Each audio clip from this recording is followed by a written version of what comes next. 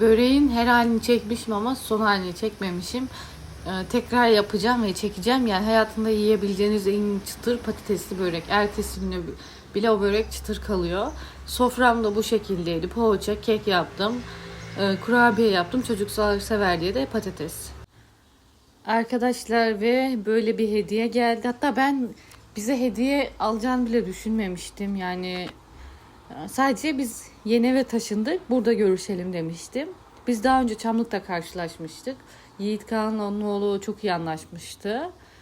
Öyle olunca biz birbirimizin numarasını aldık. Zaten bu çocuklar apartmanda büyüyor. Böyle denk geldikçe ben de anneleriyle anlaştığım zaman ve çocuklarımız anlaştığı zaman biz böyle bir araya getirmeye çalışıyoruz.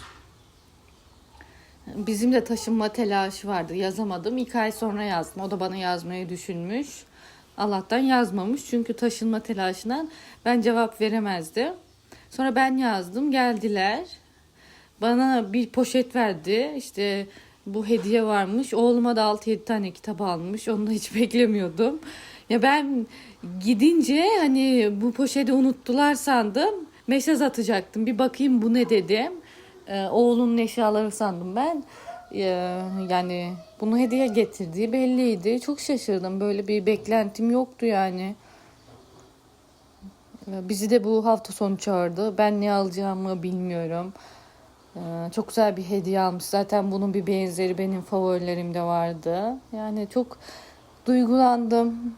Böyle kendimi değerli hissettim bana bir hediye gelince. Beklemediğim bir yerden, beklemediğim zamanda ve beğendiğim bir hediye gelince mutlu oldum. Biz de hafta sonu onlara gideceğiz. Ben de yine oğlunu alırım. Ona da güzel bir hediye alırım.